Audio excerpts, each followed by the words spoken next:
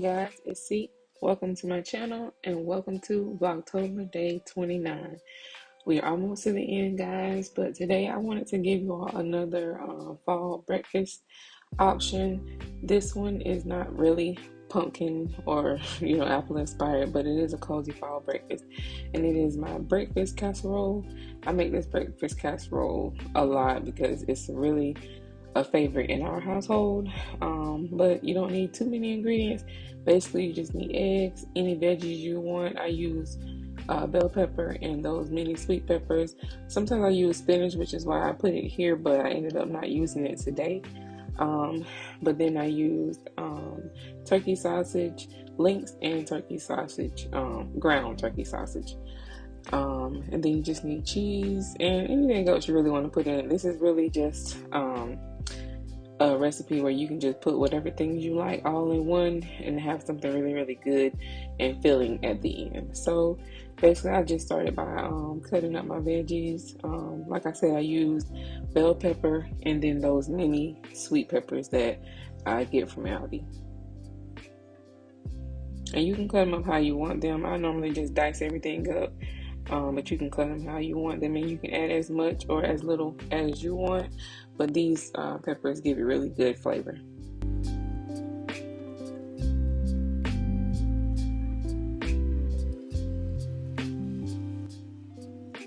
And in this one, I used, as you can see, 5 of those mini sweet peppers, and then like 2 pieces off of the bell pepper.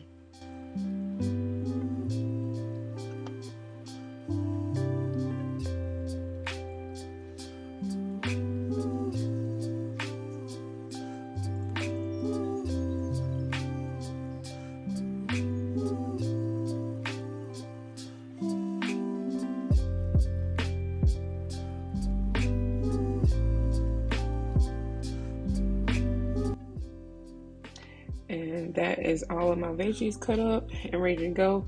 And so I just put those in a bowl and set them to the side. And then once I finished that, I went ahead and started cooking my ground turkey sausage. I got this from Walmart. I usually get it from Aldi sometimes, but they were out of it, so I just got that one from Walmart. And there I am, just basically finishing it up. Make sure you make it as small as you can. I did have some big chunks there, but I try to make them a little bit smaller so it wouldn't be too clumpy in the mixture. And then I just went ahead and finished that, put that in a bowl, set it to the side. And then I used the Hillside farm turkey sausage. You can use whatever meats you want. I used to put bacon in this, but since I don't eat beef and pork anymore, I don't put bacon in it, but I put bacon to the side. But you can use whatever meats you want. So I just used 2 forms of turkey sausage. And yes, I do wash my turkey sausage, or any sausage or whatever, off. And then I just went ahead and cut that up. I cut it up into slices, and then I sliced it into 4s. But again, you can do it however you want to. This just made it easier to mix, and so that it wouldn't be too lumpy in the mixture. And with these sausages, you don't have to cook this one because it's going to cook in the oven. Sometimes if I just want to like heat it up a little bit, I'll just put it in the bowl and put it in the microwave, but you don't have to cook it.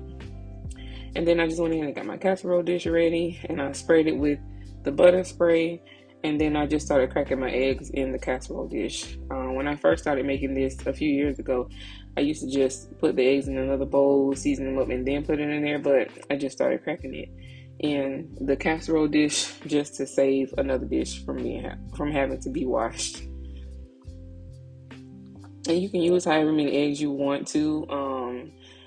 It depends, I guess, how many people you're feeding or whatever. But I normally use between 10 and 12 eggs when I'm making this. I actually don't see too much of a difference when I use 10 or 12, but it also depends on how much stuff you're putting in your mixture. But in this particular one, I used 11 eggs, as I just put on the screen. But yeah, it just depends on how much stuff you're putting in the mixture itself. So it's just up to you. You can kind of see once you start putting everything in there, you can kind of see if you need a little bit more egg.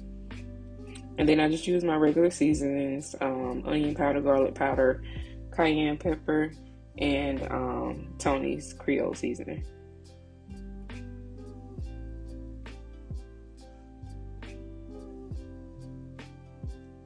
And then I took a fork and I just really just mixed it all up so that the seasonings can be evenly distributed throughout the egg mixture. And then I just started dumping everything in after that.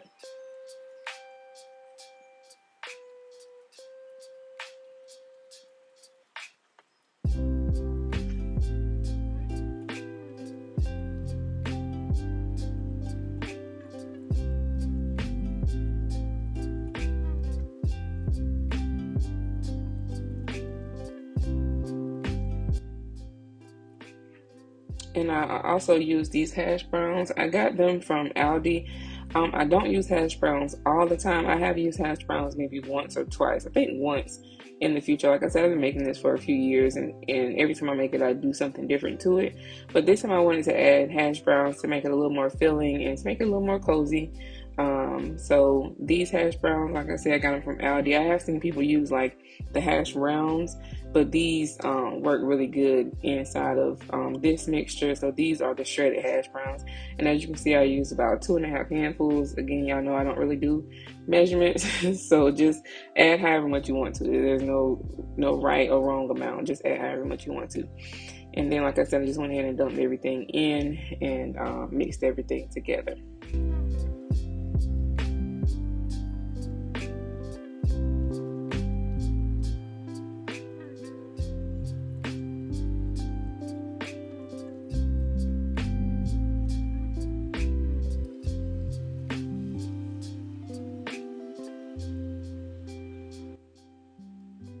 I love the colors that those peppers add into this.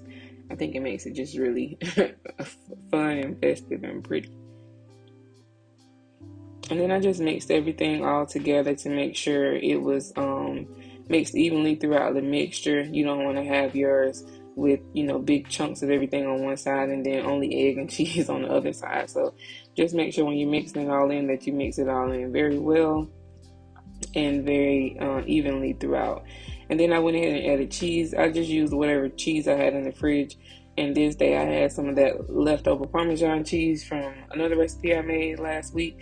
And then also some leftover Colby Jack cheese. So I just added that in. So whatever shredded cheeses you have in your fridge, just use them.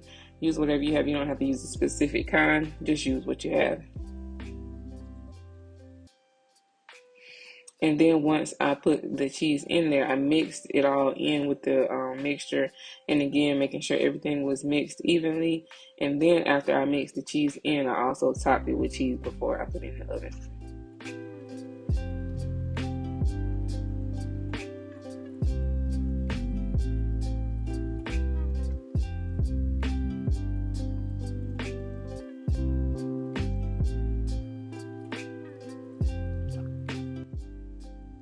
And once I topped it with cheese, I had the oven set to 400, and I had that preheating while I was making everything. But you put it in the oven for for 35 minutes at 400 degrees. Like I said, it also depends on like what all you have in your mixture, but for the most part, between 30 and 35 minutes on 400 is good. I never have to go more than 35 minutes when I'm making this. And so today I took it out right at about 34 minutes or so, basically 35 minutes. The timer was about to go off when I took it out, but while it was cooking, I went and took a shower. But this is what it looks like when you take it out. It's nice and golden, and it's still really, really good, flavorful, but that's how it looks when you take it out. And so that was going to be all I made other than bacon for bay. But I forgot about these pumpkin cinnamon rolls. I had to pop a picture on the screen because I forgot to show y'all what the can look like. But it's the jumbo Pillsbury pumpkin cinnamon rolls that I got from, I think I got them from Walmart or Aldi. I think I got them from Walmart. But yeah, and I forgot they were in the fridge. So I just went ahead and added those in. I actually ended up cooking them too long. Well, too high, because I forgot to change the oven temperature, but that's neither here nor there. But I just went ahead and put some bacon in the air fryer for bay. If you have not cooked your bacon in the air fryer, please try it. It's really, really good. So I put it for 5 minutes on 390. And then while that was cooking and baking, I just went ahead and made me some pumpkin coffee. Y'all seen this recipe or some variation of this recipe in my fall drinks video. If you haven't, go back and watch that to get some good fall drink ideas. But yeah, I just went ahead and made me some coffee while everything was cooking. And also, once you take that casserole out of the oven, let it sit for a while. I would say at least about 5 minutes or so, just to let everything sit. But it's really good once you plate it up.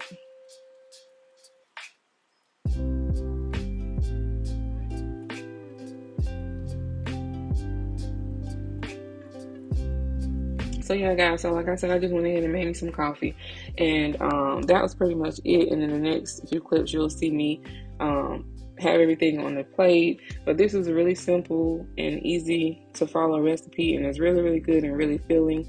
And normally when I make it, we eat some, and then we have some for breakfast for a few days during the week. So that's something quick that we can just grab out of the fridge before we go to work. So yeah, so this is the finished product. Like I said, I left my cinnamon rolls in there on high. I forgot to turn it to 350. It was still on 400, so but it was still okay. But yeah, that's my plate, and then I had bacon for Betty's plate, and then just my coffee. But I hope you all enjoyed this video, guys. Let me know if you make this recipe. But thanks for watching, guys, and make sure you come back tomorrow for Vlogtober day 30.